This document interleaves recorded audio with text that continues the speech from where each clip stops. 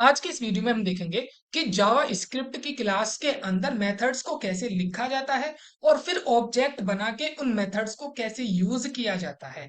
पिछली वाली क्लास में हमने देखा था क्लास का बेसिक, फिर उस क्लास का ऑब्जेक्ट कैसे क्रिएट किया जाता है, उसकी डेफिनेशन देखी थी। तो ये डेफिनेशन अभी भी यहाँ पे लिखी हुई है, आप इसको चाहें तो देख सकते हैं। A class is a blueprint और template use to create objects. Okay, it defines properties, means data and methods function. So class के अंदर लिखे गए फंक्शन को हम फंक्शंस ना कह के मेथड के नाम से जानते हैं। ठीक है। And that the object created from the class will have, मतलब एक ऑब्जेक्ट के पास हम जो जो मेथड्स, जो प्रॉपर्टीज रखना चाहते हैं उन सभी को हम क्लास के अंदर डाल देते हैं और फिर ऑब्जेक्ट में उसको यूज कर लेते हैं। और ऑब्जेक्ट क्या है, उस क्लास की एक इंस्टेंस है। राइट, जहां पे हमने एक पर्सन नाम की क्लास बनाई थी और उसके अंदर ये दो प्रॉपर्टीज ऐड की थी। ग्रेट। एंड यहाँ पे फिर हमने इसके दो ऑब्जेक्ट अलग अलग क्रिएट किए थे। न्यू कीवर्ड लिखते हैं और यहाँ पे हम इस क्लास को पैरेंथेसिस के साथ लिख देते हैं तो हमारा ऑब्जेक्ट क्रिएट हो जाता है। और यहाँ पे मैंने रीअसाइन करके और इसको यहाँ पे कंसोल डॉट लॉग करके प्रिंट करके चेक किया था सब कुछ। बट अब हम यहाँ पे लिखने वाले हैं इस क्लास के अंदर मेथड। ठीक है, तो चलिए इन सबको ऐसा का ऐसा ही रहने देते हैं, रहने नहीं देते, इसको उड़ाया। उड़ाने के बाद चलिए ये दोनों चीजें तो हमने रख ली कि पर्सन है, उसका नेम है एंड उसका एज है। अब यहाँ पे हम क्या लिखेंगे, उसका नेक्स्ट चीज आता है, that is the method. So method को लिखने के लिए, मेथड क्या है, फंक्शन है। और फंक्शन कैसे लिखे जाते हैं, फंक्शन लिखे जाते हैं FNCTION फंक्शन कीवर्ड से। ठीक, जब नॉर्मली आप जावास्क्रिप्ट के अंदर फंक्शन को लिखेंगे तो आपको फंक्शन कीवर्ड लगाना पड़ेगा या फिर एरो फंक्शन की हेल्प से आप उसको वेरिएबल में असाइन कर सकते हैं। मतलब फंक्शन लिखने के वो अलग तरीके हैं। ठीक है, तो यहाँ पे हम ऐसे फंक्शन कीवर्ड यूज नहीं करेंगे क्योंकि पिछली क्लास में मैंने आपको बताया था क्लास के अंदर जब आप डायरेक्टली कोई भी वेरिएबल्स, मतलब प्रॉपर्टीज या फंक्शन लिखेंगे तो उनके आगे उनके डिक्लेरेटिव कीवर्ड नहीं लगाने पड़ते हैं, उनको लगाया नहीं जाता है। मतलब वेरिएबल्स के आगे लेट, कॉन्स्ट, वेर का यूज नहीं करोगे। फंक्शन बनाने के लिए उसके आगे आप फंक्शन कीवर्ड का यूज बिल्कुल नहीं करोगे। समझ में आई आपको बात? तो फिर आपको क्या करना है, इस फंक्शन कीवर्ड को हटा देना है। ठीक है। अब ये जो पर्सन है ये क्या कर रहा है, ये सम कर रहा है, तो मैंने लिख दिया कि भाई इस व्यक्ति को सम करना है। और सम करना है दो चीजों का। ठीक है, इस व्यक्ति को सम करना है दो चीजों का। तो वे दो चीज कौन कौन सी हैं देखिएगा। ठीक है, तो मैंने डायरेक्ट यहाँ पे कंसोल डॉट लॉग, पहले एक एक चीज को आपको एक्सप्लेन करेंगे और फिर थोड़ा सा और मैं इसको बढ़ाऊंगा। तो इसने दो चीजों का सम किया, मतलब 4 + 5 का इस व्यक्ति ने सम किया है। और अब मैं यहाँ पे क्या करने वाला हूँ, इसका पहले ऑब्जेक्ट क्रिएट करूंगा। ऑब्जेक्ट क्रिएट करने के लिए अब आप यहाँ पे, चूंकि ये क्लास के बाहर आ चुके हैं तो कौन स्लैश वेर से आप डिक्लेयर करेंगे। ठीक है, ऑब्जेक्ट लिख दिया, न्यू कीवर्ड लिख दिया। अब आप अपनी क्लास का नाम लिखेंगे एंड दिस। ठीक है, तो ये आपकी क्लास का ऑब्जेक्ट क्रिएट हो गया। अब हम इस ऑब्जेक्ट के आधार पे क्या करेंगे, इस फंक्शन को कॉल करेंगे यहाँ पे। तो कंसोल डॉट लॉग करने की जरूरत नहीं है, आपको लिखना होगा ऑब्जेक्ट डॉट सम। सो ऑब्जेक्ट डॉट सम। ठीक है, बस। अब आप क्या करेंगे, इस फाइल को रन करें। जैसे आप इस फाइल को रन करेंगे तो आपको आंसर आया है 4 + 5 = 9। ग्रेट। तो मैंने यहाँ पे स्टेटिकली, मतलब इसके अंदर 4 और 5 लिख दिया। बट हम चाहते हैं कि जब आप ऑब्जेक्ट पे फंक्शन, ऑब्जेक्ट के अंदर इस सब मेथड को कॉल करें तो आप वहां पे कुछ पैरामीटर्स पास करें। ठीक है, कुछ आर्ग्यूमेंट्स पास करें जिनको यहाँ पे हम एज एन पैरामीटर्स लेंगे। ठीक है, तो अब उसको हम एज ए पैरामीटर्स यहाँ पे कैसे एक्सेस करेंगे। ठीक, तो सिंपली ए एंड बी लिख दें। कोई आपको यहाँ पे ज्यादा मशक्कत करने की जरूरत नहीं है। और यहाँ पे ए लिख दिया एंड यहाँ पे बी लिख दिया। Now it will work perfectly fine. But इस जगह जब आपने ओबीजे डॉट सम लिखा है तो यहाँ पे आप 4, 5 लिख दें और तो आपको करेक्ट आंसर मिल जाएगा। Now run it. सो देखा, अगेन आपके पास 9 आ चुका है। ठीक, समझ में आई बात? Great, yes. अच्छा, अब हम यहाँ पे क्या करेंगे, एक और छोटा सा ट्विस्ट, कि हम इस एज के अंदर जो नंबर है उसको यहाँ पे यदि ऐड करना चाहे तो कैसे करेंगे। तो डायरेक्ट एज हमने यहाँ पे लिख दिया, डायरेक्ट हमने क्या लिखा, एज यहाँ पे लिख दिया। चलिए देखते हैं क्या होता है। जैसे हमने एज यहाँ पे लिखा तो हमें मिल गई एरर। समझे आप? एरर।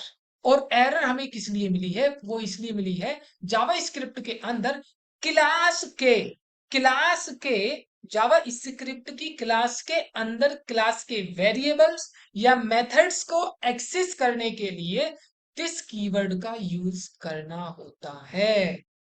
अब ये एज क्या है? इस क्लास के अंदर डिफाइन किया गया प्रॉपर्टी है। इस क्लास के अंदर डिफाइन की गई वेरिएबल है, मतलब ये प्रॉपर्टी है। और इसको एक्सेस करने के लिए आपको क्या करना होगा? दिस कीवर्ड का यूज करना पड़ेगा एंड डॉट लगाना पड़ेगा। So this dot age. So this किसको डायरेक्ट कर रहा है? दिस बता रहा है पर्टिकुलर ऑब्जेक्ट को, और उस ऑब्जेक्ट की एज यहाँ पे उठा के रखनी है। नाम अब आपके पास करेक्ट आंसर आ गया, दैट इज 49। समझे आप? ठीक है, दैट इज 49। अब आपको यहाँ पे करेक्ट आंसर आ गया है, और प्लस आप यहाँ पे अब बी भी कर सकते हैं। तो समझे? तो इसका मतलब क्लास के अंदर क्लास के वेरिएबल्स एंड मेथड को एक्सेस करने के लिए आपको क्या करना पड़ेगा? दिस कीवर्ड का यूज करना पड़ेगा। चलिए ठीक है, इतना काम हो गया। Now again answer 54। अच्छा, मैंने कहा क्लास के अंदर उसके वेरिएबल्स मतलब प्रॉपर्टीज और मेथड्स को एक्सेस करने के लिए आपको दिस कीवर्ड लगाना पड़ेगा। तो चलिए मेथड को भी एक्सेस करके देखते हैं। ठीक, तो मैंने यहाँ पे एक मेथड और बना लेता हूं। मैंने एक यहाँ पे मेथड बना दिया हेलो मेथड करके। ठीक है, मैंने यहाँ पे हेलो नाम का एक मेथड बनाया, और इस हेलो नाम के मेथड के अंदर मैं क्या करूंगा? इस यहां से एक सम को रिटर्न कराऊंगा। तो ये जो सम बना है ना, रिटर्न करूंगा मैं इस सम को। ठीक, ग्रेट। तो मैंने क्या किया? यहाँ पे एक मेथड बनाया। ओके, ये मेथड बनाया, और इस मेथड ये वाला मेथड हमारा पुराना वाला है, और एक मैंने यहाँ पे नया मेथड बनाया हेलो करके मेथड। ठीक है, अब इस हेलो मेथड के अंदर मैं ऊपर वाले फंक्शन को डायरेक्टली ऐसे कॉल कर लूं क्या? देखा? ये तो इसका वीएस कोड का कमाल है कि इसने ऑटोमेटिकली दिस डॉट सम लिख दिया। ठीक, बट हम ऐसा नहीं करना चाहते। हम चाहते हैं बिना दिस का यूज किए इसको देखेंगे, और एरर मिलेगी तो हम उस एरर को भी देखेंगे। ग्रेट, ठीक है। अब यहाँ पे मैंने 4,5 लिख दिया। लेट्स सी, क्या यहाँ पे नो आंसर प्रिंट होगा? चलिए, तो इसको मैंने यहाँ पे एग्जीक्यूट किया, और एग्जीक्यूट करने के बाद कुछ भी नहीं आया है। अगेन एग्जीक्यूट, कुछ भी नहीं हुआ है। क्यों नहीं हुआ है? क्योंकि हमने इस सम फंक्शन को, इस हेलो फंक्शन को कॉल नहीं किया। तो चलिए इस हेलो फंक्शन को कॉल करते हैं, ओबीजे डॉट हेलो। ठीक है, इस हेलो मेथड को कॉल किया, एंड कॉल करने के बाद आपको एरर आ गई। एरर देखें, एरर क्या है? सो एरर आपके पास ये आ चुकी है कि भाई साहब सम इज नॉट डिफाइंड। ग्रेट। तो ये एरर इसलिए आई है क्योंकि हम यहाँ पे सम मेथड को कॉल कर रहे हैं, जो कि क्लास का ही मेथड है। तो इसका मतलब ये हुआ क्लास की प्रॉपर्टी एंड क्लास के मेथड को एक्सेस करने के लिए आपको दिस कीवर्ड यूज करना ही पड़ेगा। जैसे ही आपने यहाँ पे दिस कीवर्ड यूज किया, अब पूरी तरीके से आपका आंसर करेक्ट हो जाएगा, और आ गया 54। That's it. और अब चाहे तो आप यहाँ पे एज ए वेरिएबल इसको एक्सेस कर सकते हैं, ए एंड बी। तो ये ए और बी कौन से वेरिएबल होंगे? वो ये वाले वेरिएबल होंगे, 5, 4,5। 4,5 हमने यहाँ पे लिया, एंड यहाँ पे फिर मैंने ए को डायरेक्ट आगे पास किया। ठीक, एंड बी, ये ए और बी फिर यहाँ से मतलब घूम फिर के यहाँ पे आएंगे, और ये इसको वैल्यू रिटर्न करेगा, एंड दैट्स इट। तो इस तरीके से जावा स्क्रिप्ट की क्लास के अंदर, देखा आंसर आ गया। जावा स्क्रिप्ट की क्लास के अंदर आप उस क्लास के वेरिएबल्स, प्रॉपर्टीज और मेथड को एक्सेस करने के लिए दिस कीवर्ड यूज करेंगे। बाकी के लिए आपको ये काम करने की जरूरत नहीं है। ठीक है, आपको चीजें क्लियर हो गई होगी। ग्रेट। तो इस तरीके से आप बड़े से बड़े फंक्शन बना सकते हैं, बड़े से बड़े मेथड बना सकते हैं, और दूसरे ऑब्जेक्ट बना करके भी उसको यूज कर सकते हैं। क्योंकि जब आप दूसरा ऑब्जेक्ट बनाएंगे तो वो एकदम दूसरे तरीके से ही उसका अलग मेमोरी एलोकेट हो जाएगी, और अलग तरीके से सारा कुछ एलोकेशन होगा, फिर वो एकदम सेपरेट बन जाएगा। बिल्कुल जैसे कि एक ही जैसी दो कारें बन जाती हैं, लेकिन दोनों कारें अलग है ना, ग्रेट। दोनों कारों के पास अपने अलग अलग इंजन है, अलग अलग उनका तेल है, मतलब जिसको जितना चलाओगे वो उतना चलेगी।